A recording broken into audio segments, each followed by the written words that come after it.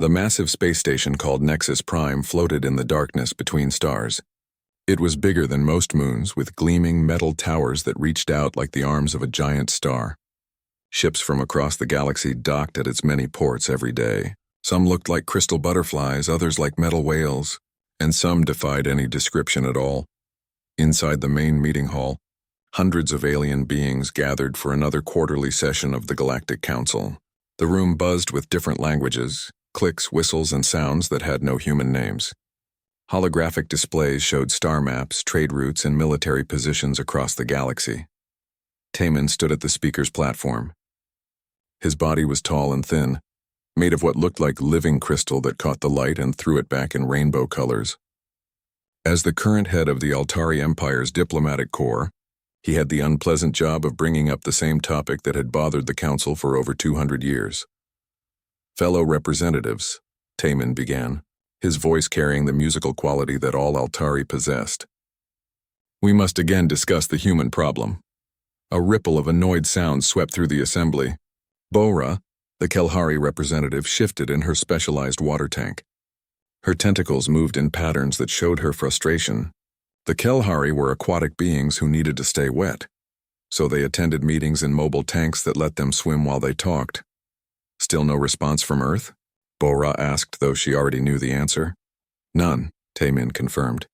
"This makes 847 consecutive invitations that have been ignored. The humans acknowledge our messages but never reply with anything more than basic navigation data when our ships pass through their territory." In the far corner of the assembly, Hyunwoo clicked her mandibles together in the way that showed deep thought. The Vex were insect-like beings, and Hyunwoo was one of their queen speakers, which meant she could speak for millions of her kind. Her compound eyes reflected the light as she considered the situation. "Perhaps," she clicked, "we should consider that their silence has meaning." The other representatives turned to look at her.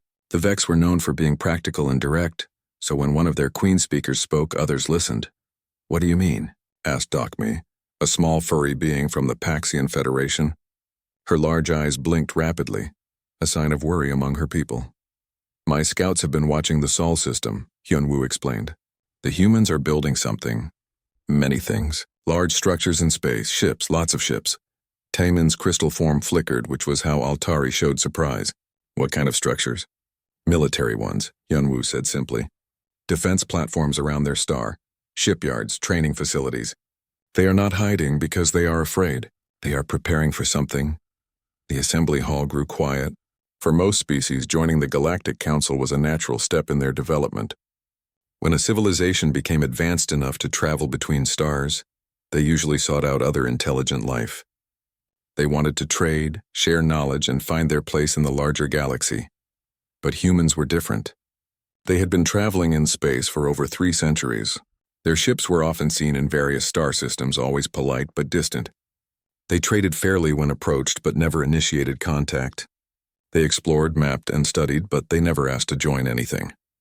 "Maybe they think they're too good for us," suggested Namsik, a representative from the Corvin Union. His people were known for being proud, so he understood how pride could make someone avoid others. "Or maybe they're smart," muttered Young-ho, speaking so quietly that his translator barely picked it up. He was from a small world that had joined the Council only 50 years ago, and he still remembered what it was like to be independent. Taemin heard him anyway. "What did you say?" Young-ho's scales changed color, showing his nervousness. "Nothing important. Just thinking out loud." But Hyunwoo's sharp hearing had caught every word. "You think they are wise to stay away?" Young-ho looked around the room at all the different species. Some were powerful and wealthy, like the Altari and Kelhari. Others, like his own people, were smaller and had to work hard to keep up with Council demands.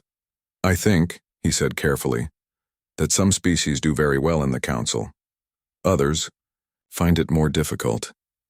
It was a diplomatic way of saying what everyone knew but rarely talked about. The Council had rules that all members had to follow. They had to contribute ships to the Council fleet. They had to allow Council inspectors to check their worlds. They had to pay taxes to support Council operations. And they had to accept Council decisions about trade, territory, and defense. For powerful species like the Altari, these rules were easy to follow because they had plenty of resources.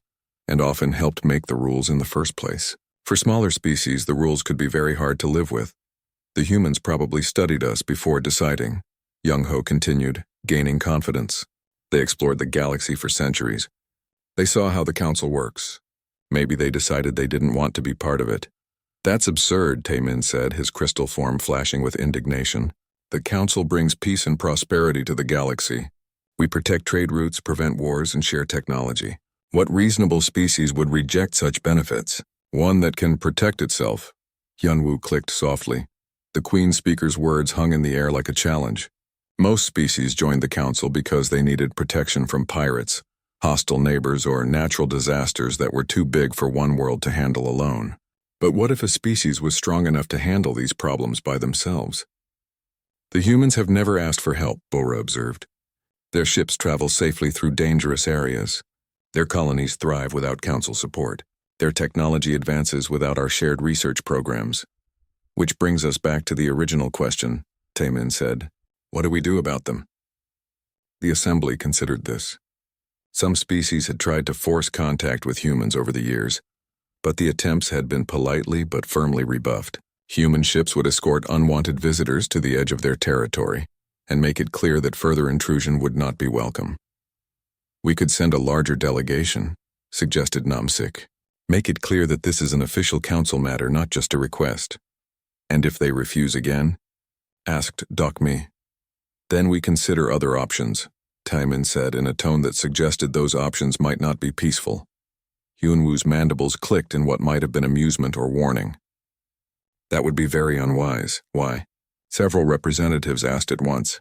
Because, the Queen Speaker said slowly, when someone spends 300 years building weapons instead of asking for friends, there is usually a very good reason. The assembly hall fell silent again as the representatives considered this. Outside the great windows, stars twinkled in the eternal night, and somewhere among them, humanity continued to build and prepare for something that only they understood.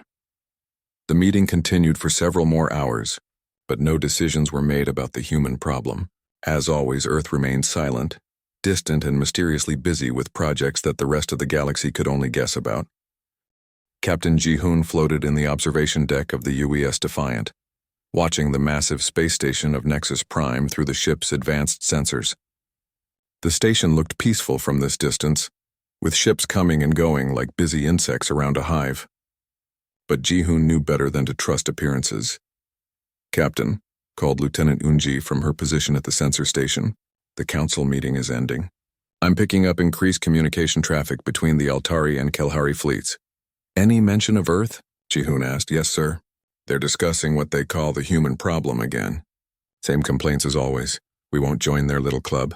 Ji-hoon smiled grimly. If only they knew the truth. Earth hadn't been hiding from the galaxy for 3 centuries.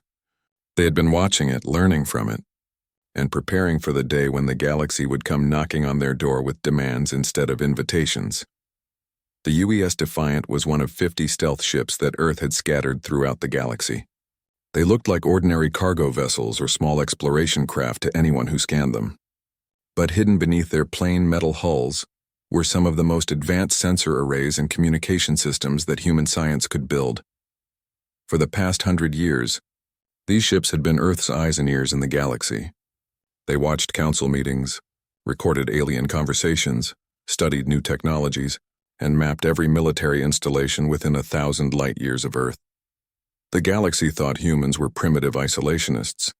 In reality, Earth probably knew more about galactic politics than most council members did. Sir, Yunji continued, I'm also detecting movement in the Kepler sector.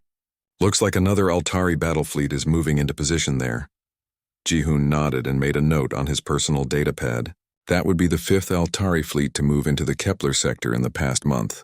On the surface, it looked like a routine military exercise. But Ji-hoon had been watching the galaxy long enough to recognize the pattern. The Kepler sector was home to 3 minor civilizations that had recently started questioning some of the Council's more demanding policies. They had been asking for reduced taxation, more autonomy in their internal affairs, and the right to trade directly with non-Council species. All reasonable requests, but the Council didn't like members who got too independent. Yonji, Pull up the files on the Kepler situation, Ji-hoon ordered. The lieutenant's fingers danced over her console, and holographic displays filled the air around them. Star maps showed the positions of various fleets. Economic data revealed trade disruptions and resource shortages. Intelligence reports detailed political tensions and civilian unrest. It's the same pattern we've seen before, Yoonji observed. First, the Council increases military presence in the area. Then there are mysterious raids on shipping which hurt the local economy. After that, the Council offers to solve the problem by taking direct control of security and trade in the region. And if the locals refuse, then the raids get worse until they have no choice but to accept Council protection. Yoonji finished. Ji-hoon had watched this pattern repeat itself dozens of times across the galaxy. The Galactic Council presented itself as a peaceful federation of equals, but it was really more like a protection racket. Species that joined found themselves trapped in a system where independence was slowly stripped away through bureaucracy, economic pressure, and military intimidation. Any word from home? Ji-hoon asked. Admiral Soo-jin sent an encrypted message 3 hours ago. The construction projects are ahead of schedule. The Terran defense grid should be operational within 6 months. Ji-hoon felt a surge of pride and anticipation. The Terran defense grid was Earth's answer to the Council's military might. For decades, human engineers and scientists had been working on the largest military construction project in known history. Thousands of ships, hundreds of orbital platforms, and defensive systems that would make Earth's solar system the most heavily fortified place in the galaxy. But it wasn't just about defense. Earth had been building an offensive capability as well. Mobile fleets, advanced weapons, and most importantly, detailed intelligence about every major power in the galaxy. When the time came to act, humanity would be ready. Sir, Yoonji said, her voice taking on a more serious tone. I'm picking up something else. Encrypted communications between the major council powers. They're talking about sending what they call a diplomatic expedition to Earth. Ji-hoon's good mood vanished. How big an expedition? Based on the ship allocations I'm seeing, maybe 300 vessels, including Altari dreadnoughts and Kelhari assault carriers. That was no diplomatic expedition. That was an invasion fleet disguised as a negotiating party.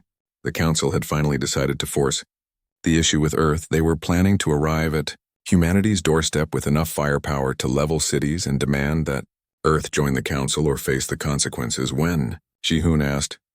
Based on their preparation timeline, I'd estimate 6 to 8 weeks. Perfect timing, Ji-hoon thought. The Terran defense grid would be ready just in time to give the Council a very unpleasant surprise. Yoonji, prepare a priority message for Admiral Chang-min at Luna Base. Full encryption, tight beam transmission. Yes, sir. What should I tell him? Tell him that the Council has finally decided to come calling. And tell him that when they arrive, they're going to find out what humans have really been doing for the past 3 centuries. As Lieutenant Yoonji worked on encoding the message, Ji-hoon turned back to watch Nexus Prime. Ships continued to come and go from the massive station, carrying representatives of hundreds of different species. Most of them probably believed they were part of something noble and important. They thought the Galactic Council was bringing peace and prosperity to the galaxy, but Ji-hoon knew the truth. The Council was a system built on fear and control, where the strong preyed on the weak and independence was slowly crushed under the weight of bureaucracy and military pressure. It was everything that humanity had rejected when they chose to remain outside galactic civilization. Soon, very soon, the galaxy would learn that Earth had been preparing for this moment for centuries. They would discover that the quiet species from the small yellow star had been watching, learning, and building something that would change the balance of power forever. The Council thought they were sending a fleet to intimidate a primitive world into submission. Instead, they were walking into a trap that would shatter their assumptions about human weakness and open the galaxy's eyes to a new possibility. Message sent. Sir, Yoonji reported. Good, now let's head home. I want to be there when the fireworks start. The UES Defiant turned away from Nexus Prime and activated its stealth systems. Within moments, it had vanished from all sensors. Just another piece of space debris drifting between the stars. But inside the ship, Captain Ji-hoon and his crew carried information that would soon change everything. The galaxy had lived under the Council's control for so long that most species had forgotten what true independence looked like. They were about to be reminded, and the lesson would be taught by the species that had never forgotten the value of freedom. Admiral Changmin stood in the command center deep inside Luna Base, watching the holographic display that showed the entire solar system. Thousands of points of light moved slowly across the three-dimensional map, each one representing a human warship, defense platform, or orbital installation. The Terran defense grid was nearly complete, and it was beautiful in its deadly efficiency. Admiral, Commander Nari approached with a data tablet in her hands. Her expression was serious, which meant the news wasn't good. We've received Captain Jihoon's intelligence report from the Nexus Prime surveillance mission. Changmin took the tablet and read quickly. His weathered face showed no emotion, but inside he felt a mixture of anticipation and grim satisfaction. After 3 centuries of watching and waiting, the Galactic Council had finally decided to force a confrontation. 300 ships, he said quietly, including dreadnoughts and assault carriers. They're not coming to talk. No, sir. This is an invasion fleet disguised as a diplomatic mission. Classic Council tactics. Show up with overwhelming force and make demands that can't be refused. Changmin handed the tablet back to Nari and turned to study the holographic display again. Earth's defenses were impressive by any standard. 8,000 warships of various sizes, from nimble destroyers to massive battleships that dwarfed anything the Council had ever built. Orbital platforms bristling with weapons that could tear apart asteroids. Mobile defense stations that could move anywhere in the solar system within hours. But it wasn't just about numbers. Human technology had advanced far beyond what the rest of the galaxy possessed. While the Council had been content to share and standardize their equipment, Earth had been pushing the boundaries of physics and engineering in complete isolation. The results were weapons and defenses that the Council wouldn't understand until it was too late. Have we heard anything from Dr. Young-Sik's research team? Changmin asked. Yes, sir. His latest report on Council biology is ready for your review. Changmin pulled up the files on his personal display. Dr. Young-Sik had been studying the various species in the Galactic Council for decades, focusing on how they had changed since joining the organization. What he had discovered was disturbing. Every species that joined the Council underwent gradual modifications to their biology and technology. It started small, improved medical treatments, better nutrition, enhanced communication devices, but over time, the modifications became more extensive and more necessary. Council members became dependent on Council-produced medicines, foods, and technologies. The modifications weren't random. They were designed to create dependency. Species that tried to leave the Council found that their people couldn't survive without continued access to Council resources. Their immune systems had been altered to require specific treatments. Their crops wouldn't grow without Council-designed fertilizers. Their technology wouldn't function without Council-controlled components. It was slavery disguised as progress, and it explained why no species had ever successfully left the Council once they joined. The bastards, Changmin muttered as he read through the research. They don't just control territory and resources. They control biology itself. It gets worse, sir, Nari said. Dr. Young-Sik's team has identified traces of these modification agents in some of the trade goods that Council merchants have tried to sell to human colonies over the years. Changmin looked up sharply. They've been trying to modify us too? It appears so, but our biosecurity protocols caught the contamination before it could spread. The Council probably thinks we're just paranoid about alien diseases. Actually, Changmin thought, Earth was paranoid about alien diseases. But that paranoia had saved humanity from falling into the same trap that had caught hundreds of other species. Human scientists had been suspicious of any biological or technological gifts from aliens since first contact. Protocols were established 3 centuries ago. Sir, another officer called from across the command center. We're receiving priority transmissions from scout ships throughout the galaxy. The Council is mobilizing significant forces, not just the diplomatic expedition. They're moving fleets into position around several independent systems. Changmin walked over to review the intelligence reports. The pattern was clear. While preparing to deal with the human problem, the Council was also moving to crush several independence movements that had been growing throughout the galaxy. The Yolani Republic had been demanding the right to control their own trade routes. The Zephyrian colonies wanted to stop paying the Council's crushing taxes. A dozen smaller civilizations were asking for the basic right to govern themselves. The Council's response was typically brutal. They were planning to use the distraction of their confrontation with Earth to eliminate these troublesome independence movements once and for all. They think they can solve all their problems at once, Changmin observed. Deal with the human situation and crush the rebellions while the galaxy's attention is focused elsewhere. Will we be able to help the other species? Nari asked. Changmin smiled, and it wasn't a pleasant expression. Commander, we've been planning for this day for 3 centuries. We didn't build the largest military force in galactic history just to defend one star system. He turned to address the entire command center. All personnel, attention. Priority Alpha status is now in effect. Signal all fleet commanders, base commanders, and sector coordinators. Operation Liberation is authorized. The command center erupted into controlled activity as hundreds of officers began implementing plans that had been prepared for decades. Across the solar system, human fleets began moving into attack formations. Secret supply bases throughout the galaxy received activation codes. Stealth ships that had been watching Council forces for years prepared to reveal themselves. Nari, Changmin said, contact Ambassador Kyungsu's diplomatic team. It's time to start reaching out to the independence movements. Let them know that they're not alone anymore. What should we tell them? Tell them that Earth has been watching the galaxy for centuries. We've seen how the Council operates. We know about the biological modifications, the economic manipulation, and the military intimidation, and we've been preparing to do something about it. Changmin turned back to the holographic display, where thousands of human ships were moving into their assigned positions. The Terran defense grid was more than just a defense system. It was the foundation of a military force that could challenge the Council's control over the entire galaxy. The Council thinks they're coming to intimidate a primitive world into submission, he continued. Instead, they're about to discover that humanity has been building something that will change everything. Sir, an intelligence officer called out, we're detecting increased communication traffic from the independence movements. Word is spreading that something big is about to happen. Good, Changmin said. Let them hope. After centuries of oppression, it's time for the galaxy to see what freedom looks like. The Admiral walked to the main viewing window that looked out over the lunar surface. In the distance, he could see the construction yards where the last of Earth's new warships were being completed. Beyond that, the Earth hung in space like a blue jewel, peaceful and beautiful.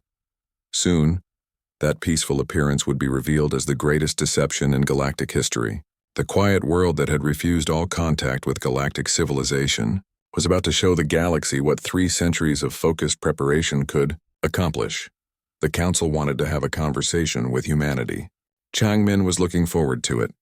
It was going to be a very educational experience for everyone involved.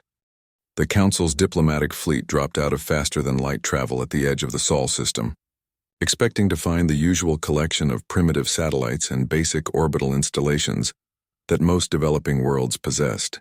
Instead, they found themselves facing something that defied all their expectations and calculations. Captain Jae-sung stood on the bridge of the UES Sovereign, watching his tactical displays as the Council fleet spread out in what they probably thought was an intimidating formation. 300 ships of various sizes, from escort vessels to massive dreadnoughts that could level cities from orbit.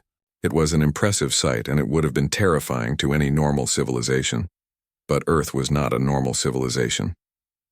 Sir, reported Lieutenant Hai Jin from the communications station, the Council fleet is broadcasting on all standard diplomatic frequencies. They're requesting permission to approach Earth for urgent negotiations. I'll bet they are, Jae-sung said with a cold smile. Show me our current deployment status. The main display changed to show the entire solar system. What the Council fleet saw was just the tip of the iceberg.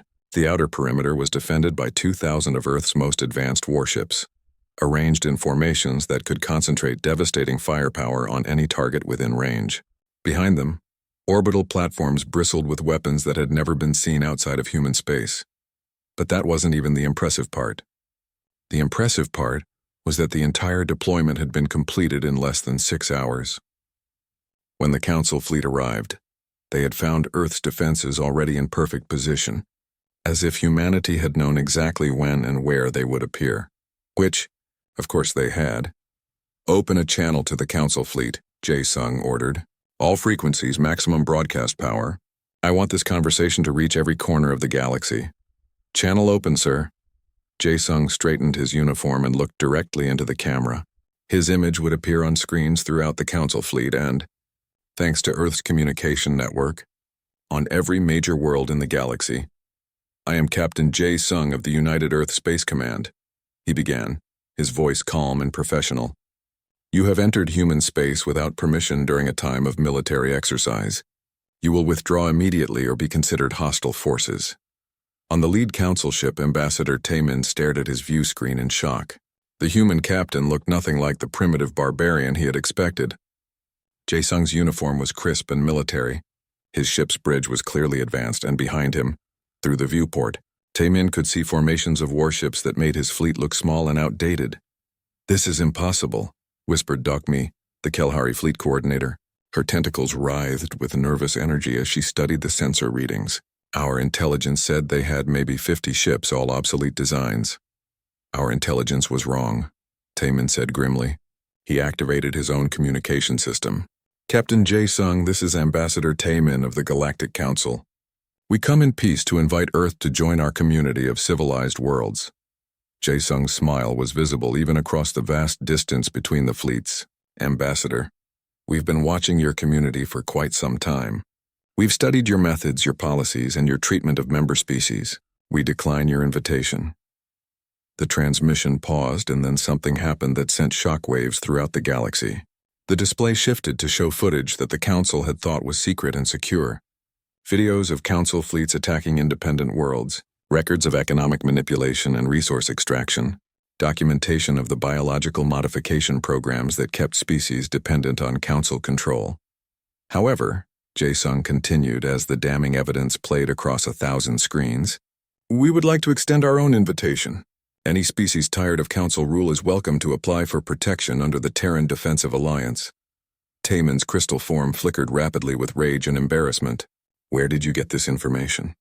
"These are classified Council records. We've been watching you for 300 years, Jae-sung replied simply.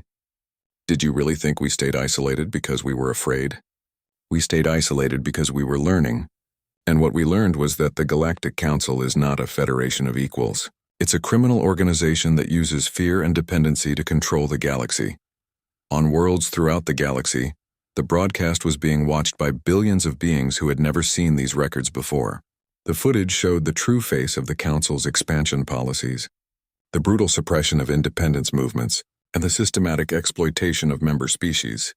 "This broadcast ends now," Taemin demanded. "You have no right to interfere in galactic affairs." "We have every right to defend ourselves and offer protection to others," Jae-sung responded. "But since you mentioned galactic affairs, let's discuss them openly." The transmission shifted again, this time showing real-time footage of Council fleets moving against the Yolani Republic, the Zephyrian colonies, and other independence movements. The galaxy watched as the truth was laid bare. While sending a diplomatic mission to Earth, the Council was launching military attacks against their own members who had demanded basic rights. "The Council thinks they can solve all their problems at once," Jae-sung explained to his massive audience. "Intimidate Earth into submission, while crushing the independence movements that threaten their control. But they made one critical error in their calculations." "What error?" Taemin asked, though he was beginning to suspect he didn't want to know the answer. "They assumed we were alone," Jae-sung said. "But we're not alone anymore." New contacts appeared on every sensor screen in the Council fleet. Ships were decloaking throughout the galaxy, revealing themselves in dozens of star systems simultaneously. Human vessels that had been hiding for decades suddenly appeared next to Council installations, independent worlds, and strategic locations. For 3 centuries, Earth has been building not just a defense force, but a liberation army, Jae-sung continued. "We've been preparing for the day when the galaxy would be ready to throw off the chains of Council oppression. That day has arrived." The scale of humanity's preparation became clear as reports flooded in from across the galaxy. Human ships were appearing everywhere, offering protection to worlds that wanted independence and blocking Council forces from carrying out their suppression operations. "This is an act of war," Taemin declared. "No," Jae-sung corrected. "This is an act of liberation. But we're not interested in conquest or domination. We're offering a choice. Species can remain under Council control if they wish, or they can choose freedom under the protection of the Terran Defensive Alliance." You don't have the strength to challenge the entire council, Taemin protested, but his voice lacked conviction, don't we? Jae-sung asked. You brought 300 ships to intimidate one world. We have 8,000 ships defending this system alone, and unlike your vessels, ours were built with a single purpose, to fight for freedom against oppression. The sensor readings confirmed the human captain's words. The council fleet was outnumbered more than 25-1, and the human ships were clearly more advanced than anything in the council's arsenal. What do you want? Taemin asked finally. We want you to leave our space and stop attacking independent worlds, Jae-sung replied. We want you to release any species that chooses to leave the council. And we want you to end the biological modification programs that keep your members enslaved. And if we refuse? Jae-sung's expression became deadly serious. Then you'll discover what happens when someone finally has the strength to say no to the Galactic Council. The choice is yours, Ambassador. You can leave peacefully and begin negotiations for a new galactic order, or you can try to fight us. He paused, letting the weight of his words sink in. But I should warn you, we've been preparing for this fight for 300 years. We're very good at it. The transmission ended, leaving the Council fleet alone at the edge of human space, surrounded by forces they couldn't hope to defeat, and facing a choice that would determine the future of the galaxy. The message had been sent, not just to the Council fleet but to every world in the galaxy. Earth was no longer hiding. Humanity had finally decided to take an active role in galactic affairs, and nothing would ever be the same again. The Council fleet retreated from the Sol system within 6 hours of Captain Jae-sung's broadcast, but the damage to their authority had already spread across the galaxy like wildfire. On 1,000 worlds, beings who had lived under Council rule for generations suddenly had access to information they had never seen before. The evidence of oppression, manipulation, and biological control that Earth had revealed could not be hidden or explained away. Premier Minho stood before the United Earth Assembly in Geneva, addressing representatives from every human colony and orbital habitat. Behind him, massive screens showed real-time updates from across the galaxy as the situation continued to develop. Fellow humans, Minho began, his voice carrying the weight of 3 centuries of preparation. For too long, this galaxy has been ruled by fear and exploitation. Today, we offer an alternative. Today, we give the galaxy a choice between slavery and freedom. The assembly hall erupted in applause, but Minho raised his hand for silence. This was not a time for celebration. This was the beginning of the most dangerous period in human history. The Council will not give up their empire without a fight. He continued. They have controlled the galaxy for over 1,000 years. They will use every weapon at their disposal to maintain that control. We must be prepared for war. Even as Minho spoke, the galaxy was already beginning to change. The Yolani Republic, tired of crushing council taxation that kept their people in poverty, had formally requested Earth's protection. Their message arrived within hours of the broadcast, carried by quantum communication arrays that the Council had never detected. Commander So-young of Earth's diplomatic corps worked frantically to establish communication with the dozens of species that were reaching out to humanity. Her team had trained for decades in xenodiplomacy, studying every council member species and their specific grievances against the galactic government.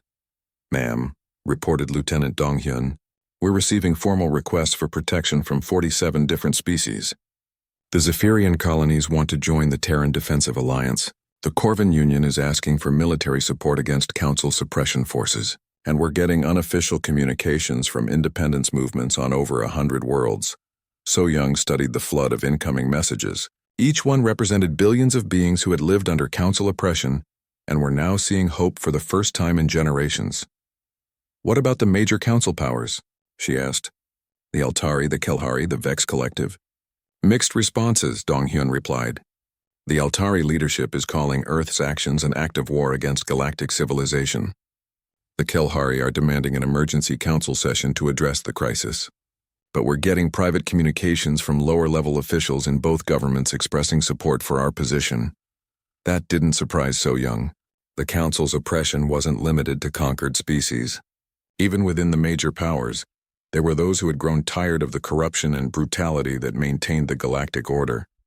And the Vex Collective? Queen Speaker Hyunwoo has requested a private meeting with Earth representatives. She wants to discuss what she calls new arrangements for galactic governance. So Young smiled. The Vex were practical beings who cared more about results than ideology.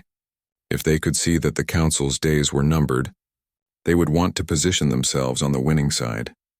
Meanwhile, in the depths of space, Admiral Junho commanded the Terran mobile fleet as it responded to crisis situations throughout the galaxy. The Council had reacted to Earth's challenge by accelerating their suppression operations, hoping to crush the independence movements before they could receive human protection.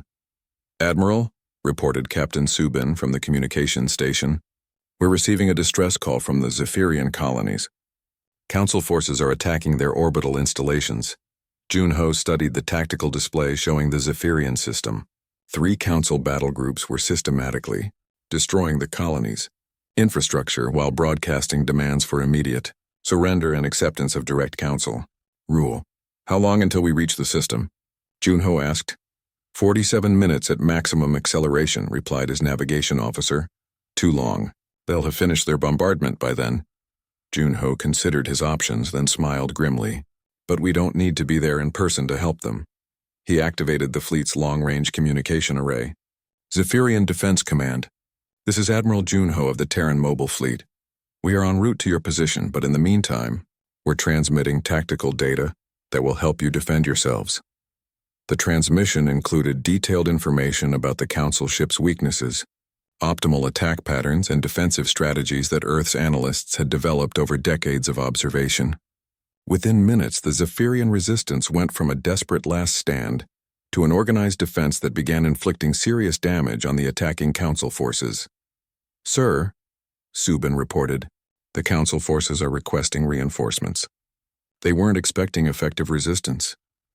"They're about to get a lot more than they expected," Junho replied. "Signal the fleet. Maximum acceleration. Let's show the galaxy what the Terran mobile fleet can do." Back on Earth, Dr. Youngsik worked with his research team to coordinate medical support for species that wanted to break free from Council biological control. The modifications that the Council had made to member species over the centuries were complex and dangerous to reverse, but not impossible. "We've developed treatments for 17 different species so far," he reported to Admiral Changmin during their daily briefing. "The Yolani modifications are relatively simple to neutralize, mainly dietary dependencies and immune system alterations. The Zephyrian situation is more complex. The Council has been modifying their reproductive systems for over 2 centuries. Can it be reversed? Yes, but it will take time and careful medical supervision. We're preparing mobile medical fleets to deploy throughout the galaxy. Any species that chooses independence will receive the medical support they need to survive without Council control." Changmin nodded. This was exactly the kind of long-term thinking that had made Earth's liberation strategy possible. They hadn't just built weapons and ships. They had prepared solutions for every aspect of galactic oppression. "What about the major powers?" Changmin asked. "If we can help Council species break free from biological dependency, we remove one of their primary control mechanisms." "Already working on it," Youngsik replied.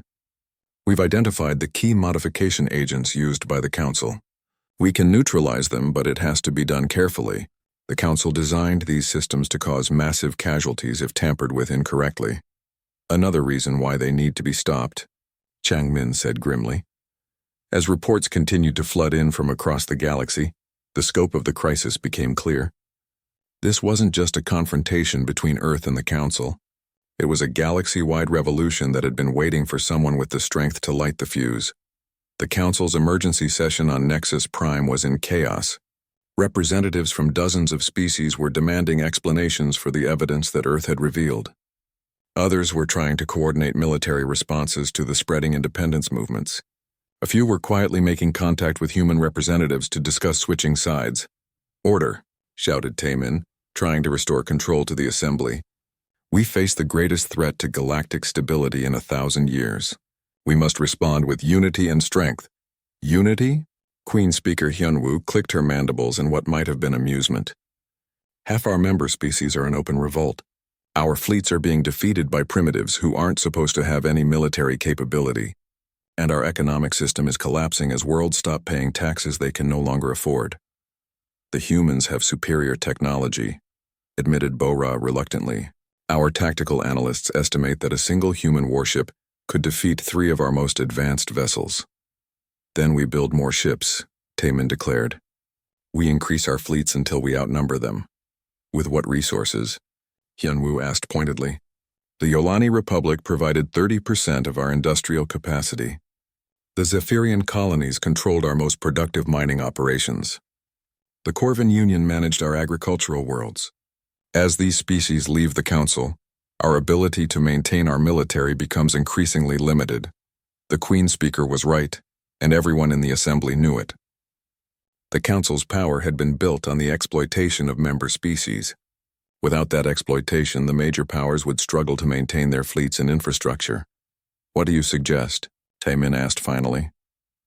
I suggest we consider the possibility that the humans are correct, Hyunwoo replied.